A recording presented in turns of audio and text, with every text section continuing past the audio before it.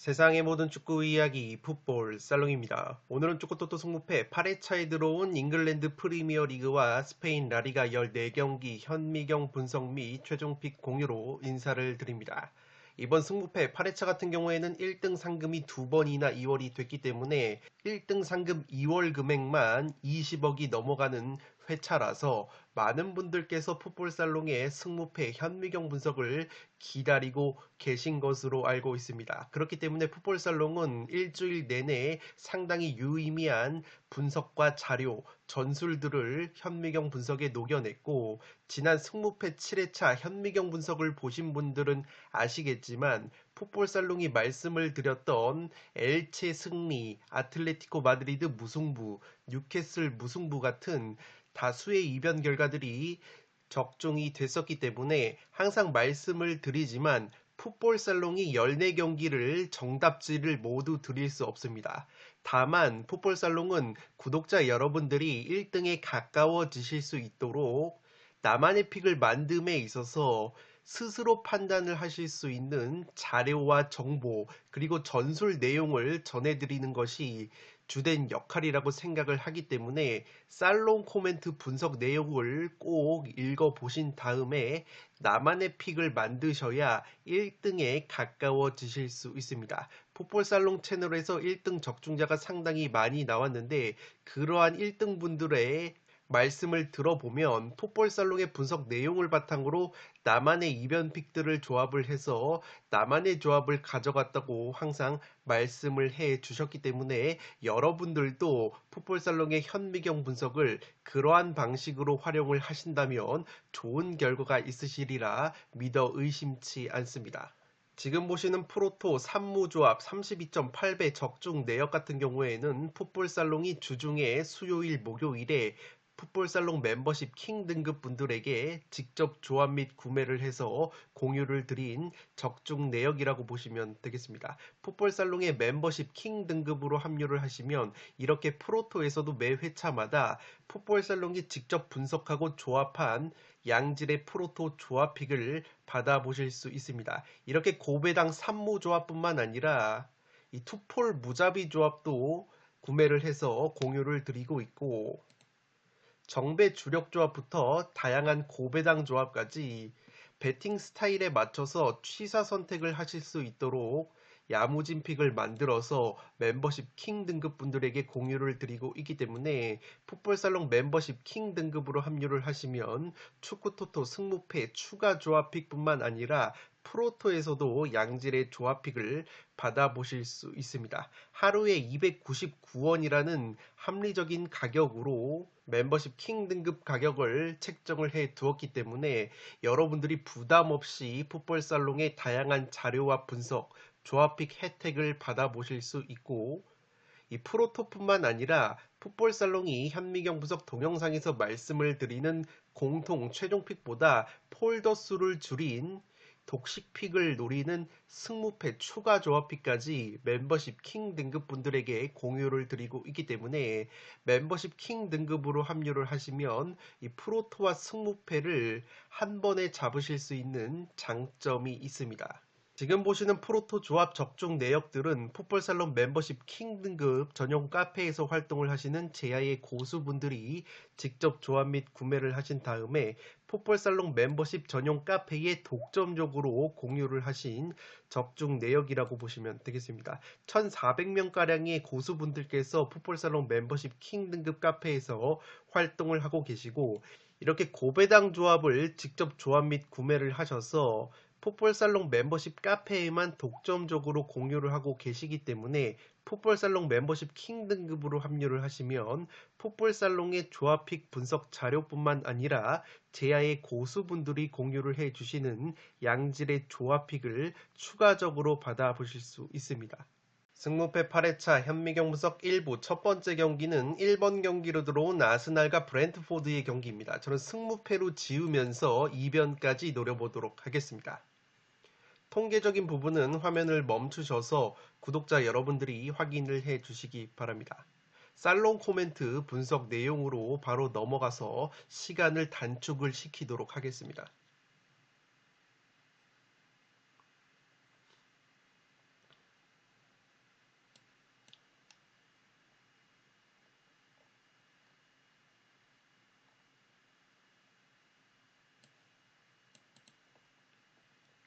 살롱 코멘트로 정리를 해드리면 이 브렌트포드의 빅식스 킬러 면모를 고려하면 이변 가능성이 있는 경기라고 생각이 됩니다. 먼저 아스날 같은 경우에는 직전 리그 경기에서 에버튼 원정에서 충격적인 패배를 당했는데 이 션다이시 감독이 에버튼에 부임을 하면서 에버튼이 아스날을 상대로 이 중원과 전방에서의 압박 그리고 측면에서의 수적 우위를 가져가면서 아스날의 강점이라고 할 수 있는 측면 및 하프 스페이스 공략 패턴을 무력화시켰던 에버튼이라고 보시면 되겠습니다. 특히나 에버튼이 아스날을 잡아냈을 때 중앙 미드필더들인 게이에, 오나나, 이워비, 두쿠레 같은 선수들이 왕성한 활동량과 피지컬을 활용해서 계속해서 아스날의 미드필더들을 압박을 하면서 빌드업을 저지를 했다고 보시면 되겠습니다. 이 브렌트포드 같은 경우에도 기본적으로 조직적인 압박이 이 강점인 팀이고 충분히 에버튼전에서 힌트를 얻어서 이번 아스날 원정에서 써먹을 가능성이 높지 않나 싶습니다. 올 시즌 1차전 맞대결에서는 아스날이 브렌트포드 원정을 떠나서 3대0 완승을 거뒀는데 당시에 맹활약을 했었던 아스날의 공격수 가브리엘 제주스 선수가 현재 부상으로 빠져 있다고 보시면 되겠습니다. 최근에 아스날이 제주스 선수 대신에 은케티아라는 공격수가 나와서 기대 이상으로 득점은 잘 해결을 해줬었지만 확실히 제주스 선수가 가져가는 왕성한 활동폭 그리고 특히 공격 상황에서 미드필더들이 압박을 당할 때 이 제주스 선수 같은 경우에는 내려와서 그 압박을 풀어내줄 때 도움을 주는 역할을 잘 해줬던 선수인데 확실히 은케티아 선수는 그러한 제주스 선수의 이 능력만큼 보여주지 못하는 부분이 있기 때문에 이번 경기에서는 제주스 선수의 공백이 조금은 크게 느껴질 가능성이 있어 보입니다. 지금 보시는 통계 같은 경우에는 프리미어리그 세트피스 득점 통계인데 브렌트포드와 아스날이 나란히 8골로 세트피스 득점 순위가 공동 3위일 정도로 세트피스 공격 한 방이 좋다고 보시면 되겠습니다. 이 아스날 같은 경우에는 최근에 세트피스 수비가 다소 흔들리고 있는 부분이 있는데 에버튼전에서도 결승골을 코너킥 세트피스 상황에서 당했고 지난 맨유전에서도 코너킥으로 실점을 당했던 아스날이기 때문에 브렌트포드의 강력한 세트피스 한 방에 실점을 할 가능성이 조금은 있지 않나 싶습니다. 이 브렌트포드 같은 경우에는 최근에 수비수 벤미 선수가 세트피스 상황에서 헤딩 한 방이 굉장히 날카롭다고 보시면 되겠습니다. 이 벤미라는 수비수가 어느덧 리그에서 3골이나 넣고 있는 수비수이고 공교롭게도 아스날을 상대로 세트피스로 헤딩 결승골을 넣었던 에버튼의 수비수가 타코우스키라는 수비수였는데 이 선수가 과거 번리에서 활약을 했던 선수이고 앞서 말했던 브렌트포드의 벤미라는 수비수 역시 타코우스키와 함께 번리에서 호흡을 맞췄던 중앙 수비수이기 때문에 이 벤미 선수가 타코우스키 선수의 움직임에 힌트를 얻어서 충분히 아스날을 상대로 세트피스 상황에서 이 괴롭힘을 줄 수 있는 경기가 되지 않을까 싶습니다. 올 시즌 브렌트포드 같은 경우에는 이른바 빅식스라고 불리는 강팀 맨시티, 아스날, 첼시, 토트넘, 리버풀, 맨유를 상대로 승점을 11점이나 쌓으면서 강팀 킬러 이미지를 구축을 했다고 보시면 되겠습니다. 다만 이 강팀들 중에서 유일하게 브렌트포드에게 패배를 안겨줬던 팀이 바로 아스날이고 그러나 당시에는 브렌트포드가 핵심 수비형 미드필더 뇌르고르 선수가 부상으로 빠져 있었기 때문에 최근에 뇌르고르 선수가 부상에서 돌아왔다는 점에서 지난 경기 맞대결보다는 확실히 중원에서 수비력이 살아날 가능성이 있는 이 브렌트포드라고 보시면 되겠습니다. 아스날이 올 시즌 패배를 당했던 맨유 에버튼전을 복귀를 하면 맨유전에서는 상대 수비 뒷공간을 노리는 역습에 당했고 에버튼전에서는 상대의 왕성한 활동량과 압박 그리고 세트피스 한 방의 덜미를 잡혔다고 보시면 되겠습니다. 지금 보시는 통계는 프리미어리그 역습 득점 통계인데 브렌트포드가 아스날을 이겼던 맨유 다음으로 역습 득점이 5골로 많은 팀이기 때문에 아스날의 수비 뒷공간을 공략할 수 있는 롱볼 역습이 강점이고 앞서 말씀을 드린 것처럼 에버튼보다도 세트피스 공격력이 강점인 브렌트포드라는 점에서 충분히 아스날의 약점을 공략할 만한 매치가 되지 않을까 싶습니다. 제공권적인 측면에서도 아스날이 통계적으로 프리미어리그 최하위를 달리고 있는데 브랜트포드 같은 경우에는 제공권이 공동 선두인 팀이기 때문에 피지컬이나 높이 면에서도 브랜트포드가 전혀 밀릴 것 같지 않은 매치라고 보시면 되겠습니다. 다만 제가 아스날의 승리까지 가져가는 이유는 이 브랜트포드가 상대적으로 에버튼의 이 중원 자원들과 측면 자원들보다 측면의 윗사나 은베우모 같은 선수들의 수비 가담 능력이 떨어지는 부분이 있고 아스날을 상대로 지속적인 압박을 보여줬었던 에버튼의 중원 라인만큼 이 윗사나 은베우모 같은 브랜트포드의 윙어 자원들이 수비를 적극적으로 가담해 줄 수 있을지 의문이라고 보시면 되겠습니다. 또한 브랜트포드가 올 시즌 무승부가 9번이나 있었기 때문에 최다 무자비 2위라는 점에서 무승부도 배제할 수는 없을 것으로 생각이 되고 원정에서 공격력과 수비력, 성적이 모두 떨어지는 약점이 있는 것이 바로 브랜트포드의 원정이라고 보시면 되겠습니다. 이 브랜트포드의 주포 공격수인 아이반 토니 선수가 최근에 경기력은 여전히 준수하지만 두 경기 무득점으로 다소 주춤하고 있는 점 역시 브랜트포드로서는 리스크라고 보시면 되겠습니다.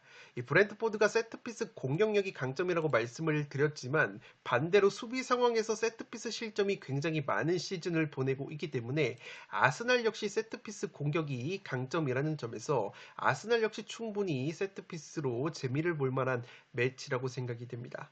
1번 경기는 승무패가 모두 보이기 때문에 승무패로 지으면서 2변까지 노려보도록 하겠습니다. 두 번째 경기는 크리스탈 팰리스와 브라이튼의 경기인데 무패 투폴로 가면서 원정팀 브라이튼 사이드로 가보도록 하겠습니다.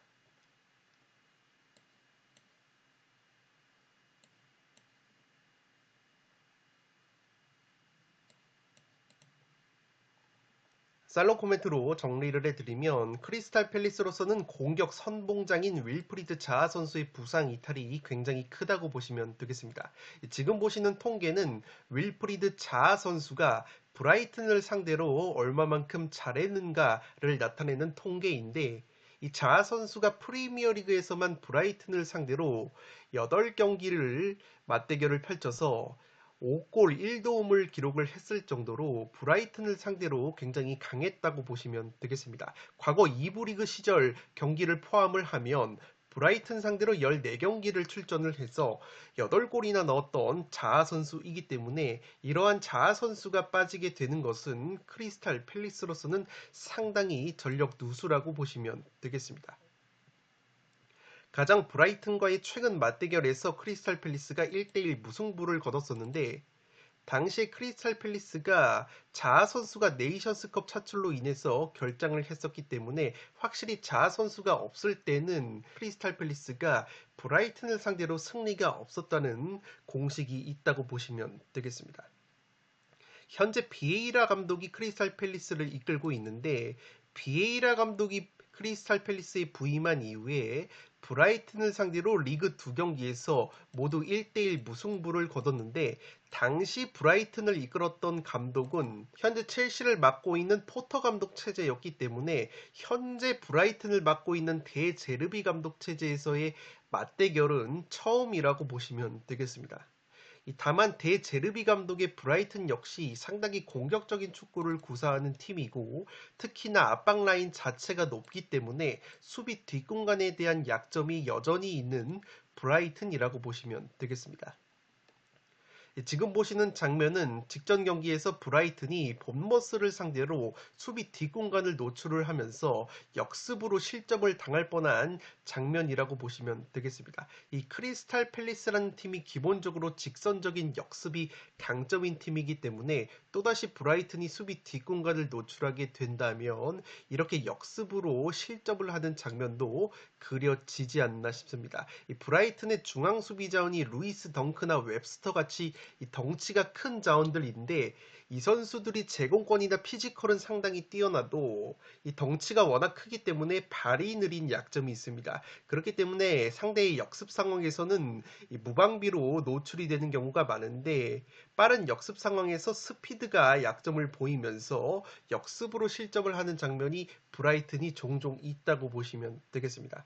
지금 보시는 통계처럼 크리스탈 팰리스가 프리미어리그에서 역습으로만 3골을 만들어낸 만큼 확실히 역습의 강점이 있는 크리스탈이라고 보시면 되겠습니다.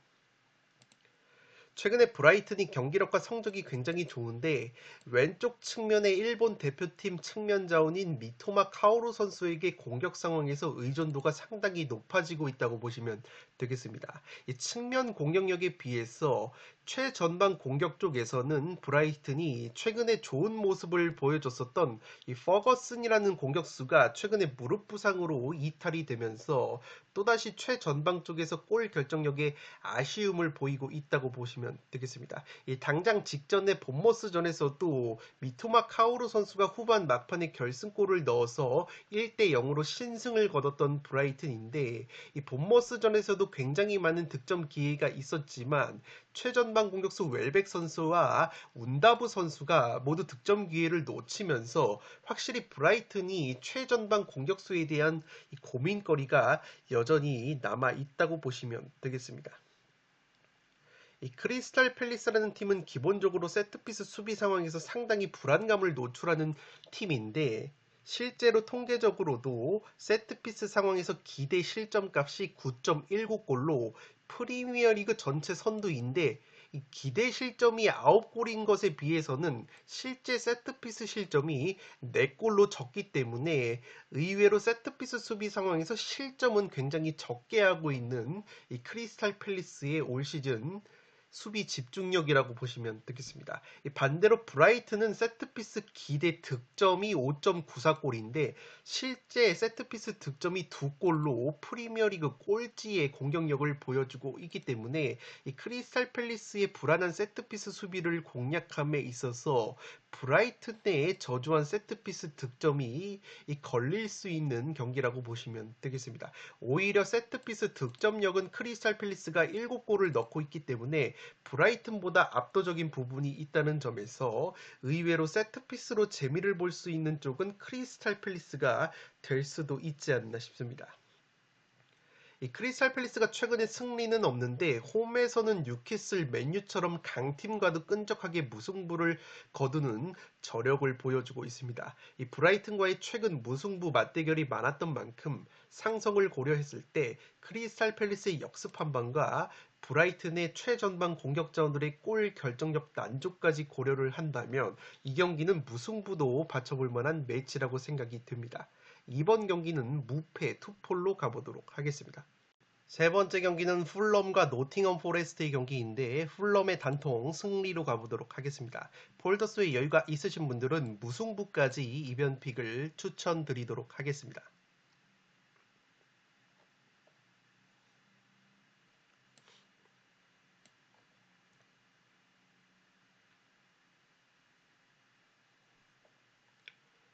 살롱 코멘트로 정리를 해드리면 최근에 노팅엄의 분위기를 고려하면 이 경기도 풀럼이 부러질 가능성은 조금은 있는 경기라고 생각이 됩니다. 특히나 노팅엄이 컵대회 경기를 제외하고 순수 프리미어리그 경기만 놓고 보면 5경기에서 3승 2무 무패를 달리고 있고 특히나 이 무패 과정 속에서 단 2실점만 당했을 정도로 최근에 수비가 안정감이 생겼다고 보시면 되겠습니다.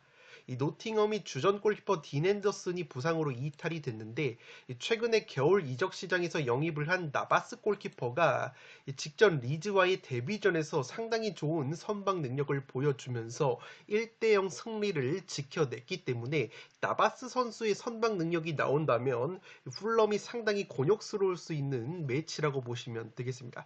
최근에 풀럼이 주포 공격수 미트로비치 선수가 컵대회 포함해서 7경기 한 골로 득점 감각이 상당히 주춤하고 있는 부분이 이 풀럼으로서는 굉장히 리스크라고 보시면 되겠습니다. 지금 보시는 것처럼 풀럼이라는 팀이 경기당 크로스 횟수가 평균 20회나 될 정도로 기본적으로 측면에서 많은 크로스를 활용을 하고 세트피스 한 방도 강력한 팀인데 이러한 세트피스와 크로스 공격이 모두 이 미트로비치라는 공격수의 헤딩 뚝배기가 살아나야지만 강력함을 발휘할 수 있는 공격 패턴이라고 보시면 되겠습니다. 실제 이 미트로비치라는 공격수가 프리미어리그 제공권 1위를 달리고 있고 헤딩 득점이 해리케인 선수 다음으로 많은 선수이기 때문에 또다시 풀럼의 미트로비치가 침묵을 하게 된다면 노팅엄이 최근에 보여주고 있는 수비 집중력을 고려했을 때 굉장히 의외로 득점이 터지지 않을 가능성이 있는 매치라고 보시면 되겠습니다. 다만 노팅엄 같은 경우에는 기본적으로 올 시즌 원정 성적이 굉장히 좋지 못한 팀이고 무엇보다 원정에서 득점이 11골이나 감소가 되는 약점이 있다고 보시면 되겠습니다. 지금 보시는 것처럼 노팅엄이 기본적으로 경기당 롱볼 활용 횟수가 상당히 많은 팀인데 롱볼 정확도는 뒤에서 두 번째로 좋지가 못합니다. 롱볼을 많이 뿌리는데 정확도가 좋지 못하기 때문에 이 공격 과정 자체가 그렇게까지 날카롭지 않은 약점이 있고 특히나 최전방에 노팅엄이 떡대가 좋은 공격수인 아워니라는 선수가 올 시즌 리그에서 4골을 넣어줬었던 공격 자원인데 최근에 그 선수가 부상으로 빠지면서 뉴캐슬 출신의 장신 공격수 크리스 우드 선수를 영입을 했다고 보시면 되겠습니다. 다만 이 크리스 우드 선수가 최근에 경기력이 굉장히 좋지 못하기 때문에 노팅엄의 주된 공격 패턴인 롱볼 상황에서 이 포스트 플레이가 원활하게 이루어지지 않는 부분이 있다고 보시면 되겠습니다.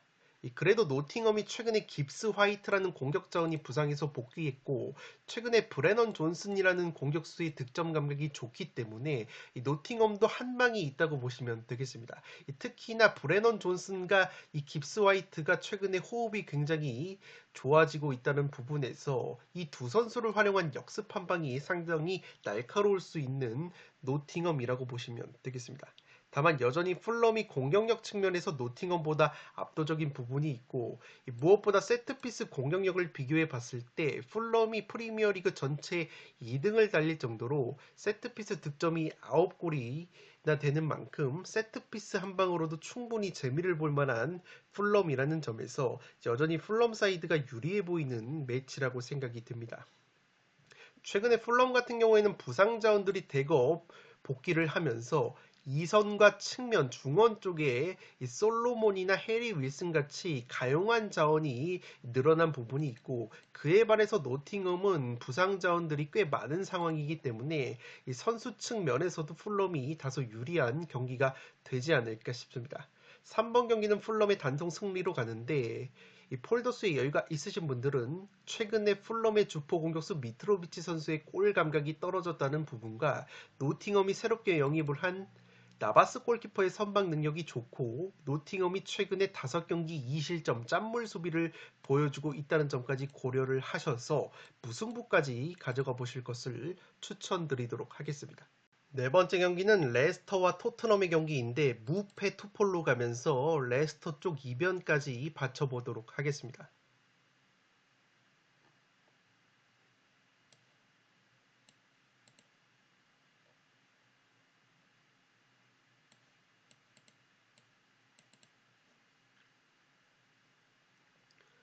살롱 코멘트로 정리를 해드리면 수비 공백이 있는 토트넘과 수비 보강이 어느 정도 잘 된 레스터의 대결이라는 점에서 이변 리스크가 있는 경기라고 생각이 됩니다. 일단 토트넘 같은 경우에는 주전 골키퍼 요리스 선수가 인대 부상으로 장기 결장에 들어갔다고 보시면 되겠습니다. 따라서 백업 골키퍼인 포스터 선수가 레스터 시티전에 선발 출전을 할 가능성이 높은데 이 토트넘의 요리스 골키퍼가 결장을 했었던 이 프리미어리그 브랜트포드 원정에서 토트넘이 2대2 무승부에 그친 바 있고 요리스 골키퍼가 결장을 했었던 노팅엄과의 카라바오컵 원정 경기에서도 0대2로 패배를 당했을 정도로 확실히 요리스 골키퍼 대신에 포스터 골키퍼가 나왔을 때는 이 성적 자체가 그렇게까지 좋지 못한 이 토트넘이라고 보시면 되겠습니다. 이번 경기 같은 경우에는 요리스 골키퍼뿐만 아니라 토트넘의 주전 중앙 수비수인 로메로 선수 역시 이 맨시티전 퇴장 징계로 인해서 결장이 되기 때문에 상당히 수비 공백이 클 것으로 보이는 이 토트넘이라고 보시면 되겠습니다. 이 공교롭게도 앞서 말씀을 드렸던 브랜트포드 원정과 이 노팅엄과의 경기에서 요리스 골키퍼뿐만 아니라 당시에도 수비수 로메로까지 세트로 결정이 됐었던 부분이 있기 때문에 이 두 선수가 이번 레스터 원정에서 나오지 못한다면 상당히 후방 수비가 불안해질 수 있는 토트넘이라고 보시면 되겠습니다. 이 토트넘 같은 경우에는 올 시즌 수비수 로메로 선수가 결장이 됐었대 이 리그 경기에서 4승 2무 2패의 들쑥날쑥한 성적을 보여준 바 있습니다. 반대로 레스터 같은 경우에는 제임스 저스틴이라는 왼쪽 측면 수비수가 부상으로 이탈이 됐던 공백이 컸는데 최근에 왼쪽 측면 수비 쪽에 크리스티안센이라는 코펜하겐 출신의 수비수를 영입을 했는데 이 선수가 직전 아스톤 빌라전에서 상당히 좋은 경기력을 보여주면서 프리미어리그 합격점을 받았다고 보시면 되겠습니다. 또한 중앙 수비 쪽에서는 2부 리그 스토크시티에서 활약을 했었던 2m에 가까운 장신 수비수인 해리 수타라는 선수를 영입을 했는데 이 선수가 호주 대표팀으로 월드컵 4경기 풀타임을 소화했던 수비자원이고 원체 장신이다 보니까 제공권적인 측면에서 강점을 보인다고 보시면 되겠습니다. 물론 이 수타 선수가 아스톤 빌라전에서는 데뷔전에서 자책골을 기록을 했지만 워낙에 장신의 중앙 수비수이다 보니까 제공권이 굉장히 좋고 특히나 레스터 시티라는 팀이 세트피스 상황에서 실점이 굉장히 많은 팀이기 때문에 이 해리 수타라는 제공권이 좋은 중앙 수비수의 합류는 이 레스터의 약점이라고 볼 수 있는 세트피스 수비 개선에 있어서 상당히 도움이 될 가능성이 높아 보입니다. 무엇보다 공격적인 측면에서는 레스터가 오른쪽 측면에 테테라는 측면 자원을 영입을 했는데 이 선수가 아스톤 빌라와의 데뷔전에서 데뷔골을 기록을 하면서 맹활약을 했기 때문에 이 레스터가 이번 겨울 이적 시장에서 공수에 걸쳐서 영입 자원들이 상당히 좋은 선수들이 들어왔다고 보시면 되겠습니다. 따라서 영입생 효과가 있을 수 있는 레스터라고 보시면 되겠고 지금 보시는 패턴 같은 경우에는 이 토트넘이 올 시즌 리그 2연승이 3번이나 있었는데 그 3연승 문턱 3번에서 모두 부러졌다고 보시면 되겠습니다. 그만큼 토트넘이 올 시즌 리그 3연승이 없었다는 패턴이 굉장히 강력한데 이 공교롭게도 3연승 문턱에서 모두 원정 경기였고 그 원정 경기에서 1무 2패로 굉장히 좋지 못한 성적을 보여줬었기 때문에 이번에도 토트넘의 3연승은 없었다라는 패턴이 적용이 된다면 수비 공백까지 고려했을 때 레스터에게 덜미가 잡힐 가능성이 있지 않나 싶습니다. 양 팀의 득점 특징이 박스 바깥에서의 득점이 상당히 많은 팀인데 레스터 같은 경우에는 틸레망스나 메디슨 같은 미드필더들의 중거리 슛 한 방이 좋고 토트넘 같은 경우에는 손흥민 선수나 해리케인 선수의 중거리 슛 한 방이 상당히 날카롭기 때문에 레스터 시티가 박스 바깥에서 9골, 토트넘이 7골을 넣고 있다고 보시면 되겠습니다. 다만 이 두 골의 차이는 뭐냐면 레스터 같은 경우에는 이 제임스 메디슨이라는 이 미드필더가 오른발 직접 프리킥이 상당히 강점이기 때문에 이 직접 프리킥 한 방도 있다고 보시면 되겠는데 이 토트넘이라는 팀이 부분적으로는 전방 압박을 병행을 해도 기본적으로 수비 라인 자체가 낮은 편이기 때문에 자기 진영 주변 위험 지역에서 파울이 상당히 많기 때문에 상대에게 프리킥 기회를 많이 내준다고 보시면 되겠습니다. 그렇기 때문에 이 레이스터 시티의 제임스 매디슨 선수의 프리킥 한 방이 통할 가능성이 있는 이 레스터라고 보시면 되겠고, 앞서 말씀을 드린 것처럼 양 팀이 90분 내내 전방 압박을 펼치는 팀은 아니어도 압박에 의한 득점이 레스터가 5골, 이 토트넘이 6골이나 될 정도로 순간적으로 압박을 가해서 그 압박을 득점으로 연결하는 능력이 굉장히 탁월한 두 팀이기 때문에 현재 로메로가 빠져있는 토트넘이 후방에서 또다시 빌드업 과정에서 미스를 범하게 된다면 이 레스터의 전방 압박에도 상당히 당황할 수 있는 이 토트넘이 되지 않을까 싶습니다. 다만 여전히 토트넘 같은 경우에는 해리 케인 선수와 손흥민 선수가 원체 레스터 시티 천적 면모가 있고, 토트넘의 천적이라고 할 수 있는 레스터의 제이미 바디라는 공격수는 올 시즌 컨디션이 굉장히 좋지 못하기 때문에 이 천적 킬러 대결에서는 확실히 토트넘이 우위를 점할 것으로 보입니다. 여전히 레스터 시티가 세트피스 수비 약점을 고려했을 때 세트피스 득점이 프리미어리그에서 가장 많은 토트넘이 이번 경기에서도 세트피스로 득점을 할 가능성이 충분하지 않나 싶습니다. 이 풋볼 사롱이 주중에 한폴만패 분석에서도 언급을 드렸듯이 이 토트넘이 올 시즌 레스터와의 1차전 경기에서 6대2 대승을 거뒀을 때 이 두 골을 코너킥 세트피스로 만들어냈었기 때문에 이번 경기 역시 토트넘이 세트피스로 재미를 볼 가능성은 여전히 높다고 보시면 되겠습니다. 최근에 토트넘이 레스터를 상대로 압도적인 천적 면모가 있고 양 팀이 맞대결 10번에서 무승부가 없었을 정도로 이 무승부가 잘 나오지 않는 상성에다가 이 레스터와 토트넘이 올 시즌 프리미어리그에서 무승부가 3번밖에 없을 정도로 프리미어리그에서 무승부가 2번째로 없는 팀들이기 때문에 처음에는 승패로 갈라보고 싶었는데 이 레스터의 올 시즌 3무가 모두 홈에서 나왔고 이 토트넘 같은 경우에는 올 시즌 3무가 모두 원정에서 나왔기 때문에 이쯤에서 맞대결 무승부가 한번 나올 만한 타이밍인 것 같아서 승패보다는 무패의 투폴로 가면서 이변까지 노려보도록 하겠습니다. 5번 경기는 사우스햄튼과 울버햄튼의 경기인데 단통 무승부로 가보도록 하겠습니다. 볼더스의 여유가 있으신 분들은 울버햄튼의 승리까지 받쳐보실 것을 추천드리도록 하겠습니다.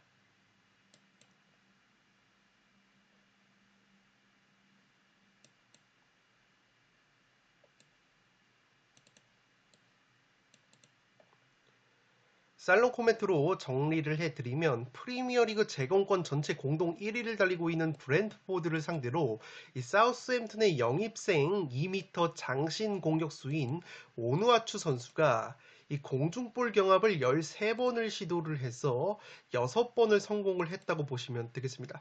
지금 보시는 장면이 제공권이 좋은 브랜트포드의 수비를 상대로 2m의 장신 공격수 오누아추 선수가 롱볼을 헤딩으로 떨궈줬고 이 뒷공간을 침투하는 사우스햄튼의 선수가 득점 기회까지 잡는 패턴이라고 보시면 되겠습니다. 이번에 상대하는 울버햄튼 같은 경우에는 제공권이 18위로 순위가 상당히 낮은 팀이기 때문에 충분히 사우스햄튼의 영입 공격수인 오누아추 선수의 높이가 살아날 가능성이 있지 않나 싶습니다. 물론 울버햄튼의 중앙 수비 자원인 도슨과 킬먼이라는 수비수들이 이 제공권이나 신장 자체가 그리 나쁜 선수들은 아니지만 이 전반적으로 롱볼 수비와 제공권에 약점이 있는 울버햄튼으로서는 이 오누아추를 활용한 사우스햄튼의 롱볼 포스트 플레이가 상당히 부담스러울 수 있다고 보시면 되겠습니다. 지금 보시는 사우스햄튼의 강점과 약점 같은 경우에는 특히나 사우스햄튼이 수비적인 약점이 이 측면 수비, 크로스 방어가 매우 약하다고 나오고 있기 때문에 기본적으로 측면 공격이 강한 팀들을 상대로는 사우스햄튼이 고전을 한다고 보시면 되겠습니다. 직전 경기 브랜트포드에게 0대3으로 완패를 당했을 때도 3실점 중에서 2실점을 크로스에 의한 헤딩에 의해 실점을 했기 때문에 이 울버햄튼의 크로스 공격에도 실점을 할 가능성이 있는 매치라고 보시면 되겠습니다. 또한 울버햄튼 같은 경우에는 올 시즌 프리미어리그에서 역습 공격으로 득점을 4골이나 만들어내면서 공동 3위를 달리고 있는데, 이 브랜트포드전에서 사우스햄튼이 역습으로도 실점을 했었기 때문에 충분히 울버햄튼의 강점이라고 할 수 있는 역습도 살아날 가능성이 있지 않나 싶습니다. 다만 이 울버햄튼이 최근에 로페테기 감독이 부임한 이후에 경기력과 성적이 좋아졌고, 특히나 측면에서의 활용도가 좋아진 부분이 있는데, 다만 이 로페테기 감독의 세비야 시절만큼의 이 측면 수비 윙어들 간의 어떤 유기적인 부분 전술은 완성이 되지 못한 부분이 있다고 보시면 되겠습니다. 이 또한 브랜트포드와 비교를 해봤을 때 확실히 전방에서 혹은 중원에서 울버햄튼 같은 경우에는 크로스를 헤딩으로 마무리할 수 있는 헤딩을 잘하는 선수들이 굉장히 부족한 울버햄튼이라고 보시면 되겠습니다. 그나마 최근에 웨스트햄 출신의 수비수 도슨 선수가 울버햄튼으로 합류가 되면서 아쉬웠던 세트피스 상황에서의 높이와 공격력, 그리고 수비력은 어느 정도 보완이 됐다고 보시면 되겠습니다. 최근 감독 교체 이후에 사우스햄튼은 리그 성적이 7경기에서 1승 6패로 굉장히 저조한데, 울버햄튼 같은 경우에는 로페테기 감독이 부임한 이후에 6경기에서 3승 1무 2패로 감독 교체 이후에는 확실히 울버햄튼이 분위기가 훨씬 더 좋다고 보시면 되겠습니다. 상대 전적 면에서도 최근에 울버햄튼이 사우스햄튼을 상대로 리그 경기 7경기 5승 2무의 압도적인 천적 면모가 있기 때문에 사우스햄튼이 올 시즌 홈 성적 꼴찌라는 점까지 고려한다면 울버햄튼이 충분히 원정에서 천적 면모를 보여주면서 패할 것 같지 않은 경기라고 보시면 되겠습니다. 다만 제가 무승부로 가는 이유는 울버햄튼도 원정에서 성적이 상당히 떨어지고 패턴적으로 올 시즌 리그 2연승이 없었다는 점, 그리고 현재 울버햄튼을 이끌고 있는 로페테기 감독이 과거 세비야 시절에도 유독 원정 경기에서는 무승부가 상당히 많았다는 점이 있다고 보시면 되겠습니다. 지금 보시는 통계가 지난 시즌에 로페테기 감독이 세비야를 이끌었을 때의 원정 성적인데, 라리가에서 세비야가 4위를 차지를 했을 때 이 로페테기 감독의 세비야가 16번의 무승부를 거두면서 라리가 최다 무자비 1위 팀으로 등극을 했는데, 그 16번의 무승부 중에서 무려 10번이 원정 경기에서 나왔던 무승부였기 때문에 이번 경기 역시 로페테기 감독의 원정 무자비 면모까지 고려한다면 이 단통 무승부 구미도 충분히 당길 만한 매치라고 생각이 됩니다. 5번 경기는 단통 무승부로 가는데, 폴더스의 여유가 있으신 분들은 무패 투표를 추천드리도록 하겠습니다. 6번 경기는 알메리아와 베티스의 경기인데 단통 무승부로 가보도록 하겠습니다. 폴더스의 여유가 있으신 분들은 홈팀 알메리아의 승리까지 추천을 드리도록 하겠습니다.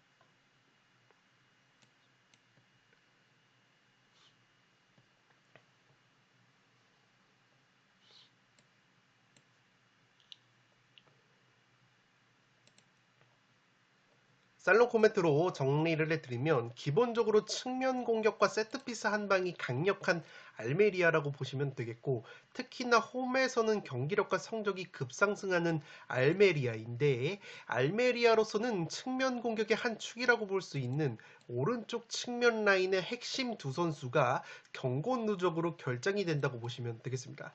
지금 보시는 것처럼 알메리아가 홈에서 강점을 갖는 팀인데, 홈에서는 근소하게 왼쪽의 37%보다 오른쪽에서 39%의 공격을 전개할 정도로 오른쪽 측면 공격 역시 굉장히 중요한 한 축인데, 이 오른쪽 측면 공격을 담당하는 우측면의 메잘라, 로베르토네 선수가 올 시즌 리그 1골 3도움을 올려주는 핵심 플레이메이커인데, 이 선수가 경고 누적으로 결정이 되고, 오른쪽 측면 자원인 밥티스탕 선수 역시 리그 3골 2도움을 기록하고 있는 선수인데, 이 선수까지 경고 누적으로 빠지기 때문에 알메리아가 자랑하는 오른쪽 측면 공격이 상당히 약화가 될 가능성이 있다고 보시면 되겠습니다. 물론 알메리아 같은 경우에는 오른쪽 측면뿐만 아니라 엠바르바와 멜레로라는 선수가 포진한 왼쪽 측면 공격도 나쁘지 않지만 확실히 이 로베르토네 선수와 밥티스탕 선수의 오른쪽 측면이 죽게 된다면 상당히 공격력이 떨어질 수밖에 없는 알메리아라고 보시면 되겠습니다. 마찬가지로 베티스 역시 핵심 플레이메이커인 페키르가 경고 누적으로 결장이 되고 지난 알메리아와의 홈 경기에서 베티스가 3대1로 승리를 거뒀을 때 혼자서 두 골을 넣었었던 미드필더 까르발류 선수 역시 이번 경기 퇴장 징계로 결장이 되기 때문에 베티스 역시 핵심 자원이 결장을 한다는 점에서 양팀 모두 100% 경기력이 나오지 못할 가능성이 높아 보입니다. 지금 보시는 통계가 라리가 홈발 랭킹인데 알메리아가 바르셀로나 다음으로 홈발을 많이 받는 팀이라고 보시면 되겠습니다. 그만큼 홈에서는 강력한 모습을 보여주고 있는 알메리아인데 반면에 베티스는 원정에서 득점이 절반으로 줄어드는 약점이 있고 특히나 베티스의 주포 공격수인 이글레시아스 선수가 득점력이 매우 떨어져 있기 때문에 알메리아 원정에서 상당히 빈공을 보여줄 가능성이 있는 베티스라고 보시면 되겠습니다. 그나마 베티스의 베테랑 자원들인 후안미와 카날레스 선수가 나란히 셀타비고전에서 득점포를 가동한 것은 이 고무적이라고 할 수 있겠습니다. 앞서 말씀을 드린 것처럼 알메리아가 라리가에서 세트피스 득점이 7골로 전체 2등을 달릴 정도로 세트피스 한 방이 강력한 팀이기 때문에 알메리아 특유의 홈발과 세트피스에서의 한 방, 최근에 베티스의 하락세까지 고려하면 아주 근소하게 알메리아의 우위가 점쳐지지 않나 싶습니다. 다만 베티스 같은 경우에는 올 시즌 라리가에서 퇴장자가 10명으로 가장 많이 레드카드를 받은 팀인데 이번 경기 주심을 보는 로아스라는 심판이 이 경기 수는 5경기로 비록 표보는 적은 심판이지만 5경기에서 레드카드가 한 장밖에 없었고 옐로카드도 적은 편이기 때문에 원정에서 퇴장자가 많은 베티스 입장으로서는 나쁘지 않은 주심 편성인 것 같아서 이번 경기는 알메리아 승리보다는 팽팽한 무승부 구미가 좀 더 당기지 않나 싶습니다. 6번 경기는 단통 무승부로 가는데 폴더스의 여유가 있으신 분들은 알메리아의 승리까지 추천을 드리도록 하겠습니다. 1부 마지막 경기는 본머스와 뉴캐슬의 경기인데 본머스의 단통 패배로 가보도록 하겠습니다. 독식을 노려보실 분들은 무승부까지 이변을 추천드리도록 하겠습니다.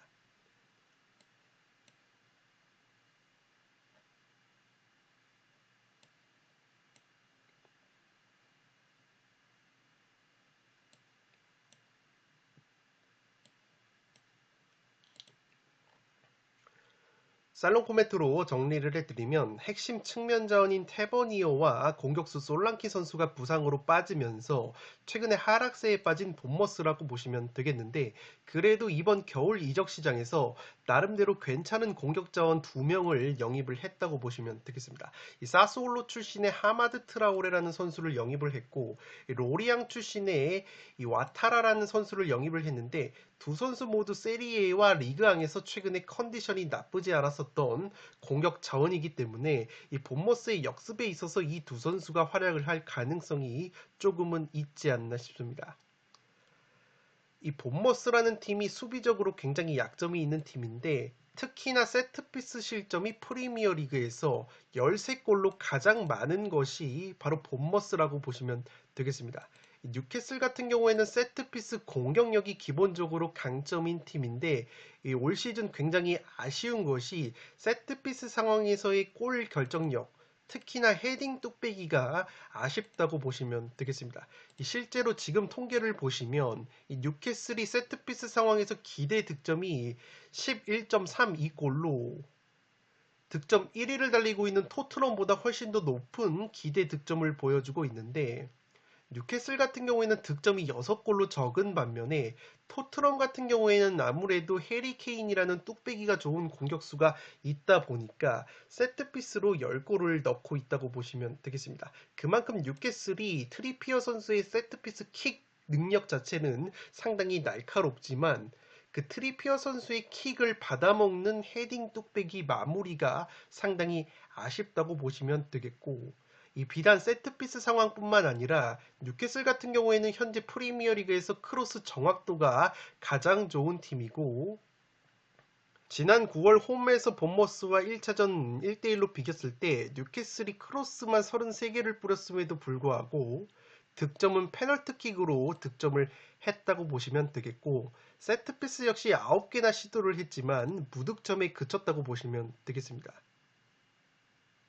따라서 뉴캐슬이 크로스의 정확도와 세트피스의 예리한 킥력에 비해서 그것을 득점으로 연결시키는 마무리 능력이 상당히 아쉽고 올 시즌 본머스와의 2경기 맞대결에서도 그러한 모습이 잘 나타났다고 보시면 되겠습니다. 이번 경기는 뉴캐슬이 주전 미드필더 기마랑이스가 퇴장 징계로 결정이 되는데 이 기마랑이스 선수가 빠진 경기에서 뉴캐슬이 직전 웨스트햄전 무승부를 포함해서 3무 1패로 승리가 없었을 정도로 이 미드필더 기마랑이스 선수가 차지하는 비중이 상당히 크다고 보시면 되겠습니다. 또한 프리미어리그에서 현재 뉴캐슬이 무승부가 무려 10번이나 될 정도로 최다 무자비 1위를 달리고 있고 최근에 무득점 경기가 리그에서 길어지고 있는 뉴캐슬이기 때문에 충분히 이번 경기 역시 빈공을 보여줄 가능성이 조금은 있지 않나 싶습니다. 본머스가 영입한 공격자원 2명의 퀄리티가 나쁘지 않다는 점을 고려했을 때 뉴캐슬의 짠물 수비가 작동이 된다면 이번 경기 역시 1차전 맞대결처럼 0대0이나 1대1로 뉴캐슬이 덜미가 잡힐 가능성도 있지 않나 싶습니다. 7번 경기는 본머스의 단통 패배로 갔는데 독식픽으로 무승부까지 추천을 드리도록 하겠습니다. 네, 이것으로 20억이 이월된 축구토토 승부패 8회차 현미경 분석 1부를 모두 마치도록 하겠습니다. 저는 연이어서 2부를 촬영을 해서 구독자 여러분들의 흐름이 끊기지 않도록 업로드를 해드리겠습니다. 영상이 도움이 되신 분들은 좋아요와 구독 버튼을 눌러주시면 풋볼살롱 채널에 크나큰 힘이 됩니다. 구독 버튼 옆에 종 모양의 알림 설정을 해주시면 그 누구보다 빠르게 양질의 축구 승무패 프로토 관련 분석 컨텐츠를 만나보실 수 있습니다. 지금까지 풋볼 살롱이었습니다. 감사합니다.